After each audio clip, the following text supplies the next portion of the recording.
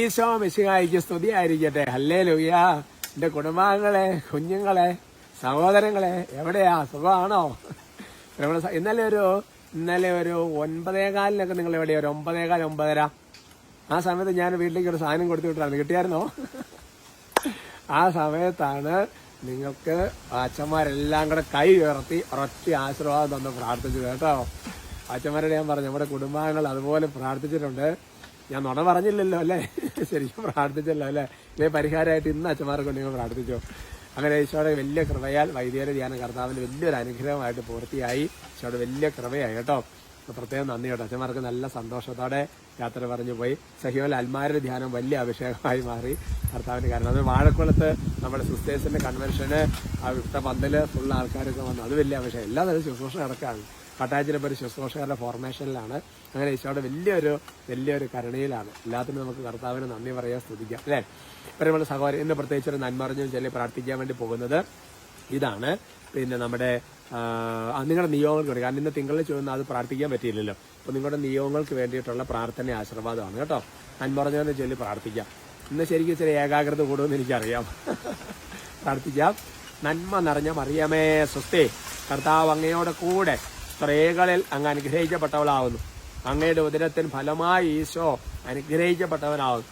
പരിശുദ്ധ മറിയമ്മേ തമ്പുരാന്റെ അമ്മേ, പാപികളായ ഞങ്ങൾക്ക് വേണ്ടി ഇപ്പോഴും ഞങ്ങളുടെ മരണസമയത്തും തമ്പുരാനോട് അപേക്ഷിക്കണമേ. ആമേൻ. ഉറക്കെ പറ ആമേൻ. ഹല്ലേലൂയ. പ്രിയമുള്ള സഹോദരങ്ങളെ, വചനമൊക്കെ നല്ല ശ്രദ്ധാപൂർവം കേൾക്കണം. അപ്പൊ അതുകൊണ്ട് ഇല്ലിയുടെ സ്വരമുണ്ട്, കാറ്റിന്റെ സ്വരമൊക്കെ ഉണ്ട്. അപ്പൊ അതിനിങ്ങനെ ശ്രദ്ധിച്ചിരുന്ന് കേൾക്കണം കേട്ടോ. കുറച്ച് വെച്ചാൽ പോകും, സാരമില്ല. ഞാൻ എന്തായാലും ഒരു ചെറിയ മൈക്കൊക്കെ ഒരാളത്ത് അത് സംഘടിപ്പിച്ച് വെച്ച് നോക്കി. എന്നാലും അങ്ങോട്ട് അതിനെന്ന് വെച്ചാൽ കുറച്ച് താത്തിയൊക്കെ വെച്ച് അടുപ്പിച്ചൊക്കെ വെക്കണം. അപ്പൊ പിന്നെ നമുക്കൊരു സ്പോണ്ടനിറ്റി ഒക്കെ പോകുന്നുണ്ട്. ഇപ്പൊ തൽക്കാലം അത് വേണ്ടാന്ന് വെച്ചിരിക്കുകയാണ് കേട്ടോ. കർത്താവിന്റെ വലിയ കരുണ ഏതായാലും ശരിയാവും കേട്ടോ. പ്രിയമുള്ള സഹോദരങ്ങളെ, ഇന്നത്തെ നമ്മുടെ വിഷയത്തിന്റെ തലക്കെട്ട് ജെറമിയ പ്രവചനം 12-ാമത്തെ അധ്യായത്തിന്റെ 1-ാമത്തെ തിരുവചനമാണ്. ജെറമിയ 12:1 അവിടെ കാണുന്ന തിരുവചന ഭാഗം ഇതാണ് എന്റെ സഹോദരങ്ങൾ. ഇതാണ് അതിന്റെ തലക്കെട്ട്. ഞാനങ്ങ് പറയാം. പരാതിപ്പെടണ്ട, സമർപ്പിച്ചാൽ മതി. ഇതാണ് തലക്കെട്ട്. പരാതിപ്പെടണ്ട, പരാതി പറയണ്ട, സമർപ്പിച്ചാൽ മതി. ജെറമിയ മനോഹരമായ വചനം കർത്താവിനോട് പറയുന്ന അല്ലെങ്കിൽ നല്ലൊരു വെളിപ്പെടുത്തലാണ്. പറയാണ്, കർത്താവേ, ഞാൻ അങ്ങയോട് പരാതിപ്പെടുമ്പോൾ അവിടുന്ന് തന്നെയായിരിക്കും നീതിമാൻ. എങ്കിലും എന്റെ പരാതി ഞാൻ അങ്ങയുടെ മുമ്പിൽ സമർപ്പിക്കുകയാണ്. നല്ലൊരു വചനമാണ്. എന്ന് പറഞ്ഞു കഴിഞ്ഞാൽ ചില മനുഷ്യരുണ്ട്, ഞാൻ കഴിഞ്ഞ നാളെ കണ്ട ചില എനിക്ക് ദൈവത്തോടാണ് ദേഷ്യം. ചില ആൾക്കാർ പറയാ എനിക്ക് ദൈവത്തോട് ക്ഷമിക്കാൻ പറ്റുന്നില്ല. പക്ഷെ എന്തൊരു അല്ലേ? അല്ലെങ്കിൽ ചില മനുഷ്യർ പറയാണ് എനിക്ക് എന്താ വെച്ചാൽ കാരണം എന്താ വെച്ചാൽ ഇത് ഇങ്ങനെയൊക്കെ ഈശോ എന്തുകൊണ്ട് അനുവദിക്കുന്നേ? ഇതൊക്കെയാണ് പ്രശ്നം. അപ്പൊ പരാതിയാണ്. അപ്പൊ ദൈവത്തോട് പരാതി പറയുകയാണ്. ഇതിന് വേറൊരു ലെവൽ പരാതിയുണ്ട്. ആ പരാതി എന്താണെന്നറിയാമോ? അതായത് അത് തൊട്ട് താഴത്തെ വചനം. അത് നല്ല സൂപ്പർ വചനാണ്. അതായത് തൊട്ട് താഴെ പറയും, ഞാൻ അങ്ങയോട് പരാതിപ്പെടും, അവിടുന്ന് തന്നെയായിരിക്കും നീതിമാൻ, എങ്കിലും എന്റെ പരാതി അങ്ങോട്ട് മേൽ സമർപ്പിക്കുകയാണ്. എന്നിട്ട് താഴെ പറയാണ്, ദുഷ്ടൻ എന്തുകൊണ്ടാണ് ദുഷ്ടൻ അഭിവൃദ്ധി പ്രാപിക്കുന്നത്? ചതിയൻ ഐശ്വര്യം പ്രാപിക്കുന്നത് എന്തുകൊണ്ട്? അടുത്ത പരാതി, ഞാൻ എത്ര പ്രാർത്ഥിച്ച് നോമ്പ് നോർത്ത് കൊന്തയും ചൊല്ലി എല്ലാ പ്രാർത്ഥനയും ചൊല്ലി കുമ്പസാര ധ്യാനം കൂടി നടന്നിട്ട് മറ്റവൻ സകലമാന അലമ്പും എല്ലാ തരത്തിലുള്ള പ്രവർത്തനം ചെയ്തിട്ട് അവൻ എന്തുകൊണ്ടാണ് ഐശ്വര്യം? എന്നിട്ട് ജെറമിയ പറയാൻ, ഞാൻ പരാതി പറയുമെങ്കിലും ശരിക്കും അങ്ങ് തന്നെയാണ് നീതിമാൻ. പിന്നെ ഞാനിത് എന്റെ മനസമാധാനത്തിന് വേണ്ടി അങ്ങനെ തന്നെ സമർപ്പിക്കുന്നതെന്ന് മാത്രമേ ഉള്ളൂ. ഞാനും ഒരു കാലത്ത് ചിന്തിച്ചിട്ടുണ്ട്, ഇവനൊക്കെ ഭൂമിക്ക് പോലെ വെച്ചോണ്ടിരിക്കാൻ കൊള്ളുമെന്നൊക്കെ ചിലപ്പോൾ ചിന്ത വരും. അങ്ങനെ ചിന്തിച്ചിട്ടില്ല കേട്ടോ. എന്നാൽ ചില മനുഷ്യരൊക്കെ അങ്ങനെ പറയേ. എന്റെ പ്രിയപ്പെട്ട സഹോദരങ്ങൾ, എന്താണെന്നറിയാമോ? അതിന് കാരണമുണ്ട്. അതിന്റെ കാരണം ദൈവത്തിന്റെ ദീർഘക്ഷമയാണ്. ഞാൻ മറ്റേതൊരു ടോക്കിൽ പറഞ്ഞു എന്നല്ലേ ഓർമ്മ. എന്ന് പറഞ്ഞു കഴിഞ്ഞാൽ ഇപ്പോൾ നമ്മൾ ദുഷ്ടൻ എന്ന് നമ്മൾ വിചാരിക്കുന്ന ആള് ഒരു 2 വർഷം കഴിഞ്ഞൊരു ധ്യാനം കൂടി മാനസാന്തരപ്പെട്ട കർത്താവിന്റെ ഭയങ്കര പൗലോസ്ലിഹാനെ പോലെ, സമരിയാക്കാരെ പോലെ, സക്കേവൂസിനെ പോലെ ഒരു തീക്ഷ്ണമതിയായി മാറില്ല നാറ് കണ്ടു. നമുക്കറിയാവോ അത്? അതുകൊണ്ട് കർത്താവ് അവന്റെ ആ തിരിച്ചു വരവന്റെ ദിവസം അറിയാമായിരുന്നത് കൊണ്ട്, ദൂർത്തപത്രൻ തിരിച്ചു വരുന്ന സമയം അറിയായിരുന്നുകൊണ്ട് കർത്താവ് ഇങ്ങനെ കരുണ കാണിച്ച് ദീർഘക്ഷമ കാണിച്ച് വെച്ചോണ്ടിരിക്കുക. ദീർഘക്ഷമ രക്ഷാകരമാണ്. മനസ്സിലാകുന്നുണ്ടോ? അപ്പൊ നമ്മൾ തലതിരിഞ്ഞിരിക്കുക. എന്നാ പിന്നെ ഞാനും അങ്ങനെയൊക്കെ പോയേക്കാം. അത് മനഃപൂർവ്വം ഇന്റൻഷനിൽ പോകുന്ന അല്ലാതെ പോകുന്ന ഭയങ്കര വ്യത്യാസമുണ്ട്. അതുകൊണ്ടാണ് പറയുന്നത്, ഞാൻ അങ്ങയുടെ പരാതി സമർപ്പിക്കുന്നത് അവിടുന്ന് തന്നെയാണ് നീതി. ദൈവത്തിനല്ലേ മുകളിൽ നോക്കുമ്പോൾ കാര്യങ്ങളെല്ലാം വ്യക്തമായിട്ട് അറിയുന്നത്.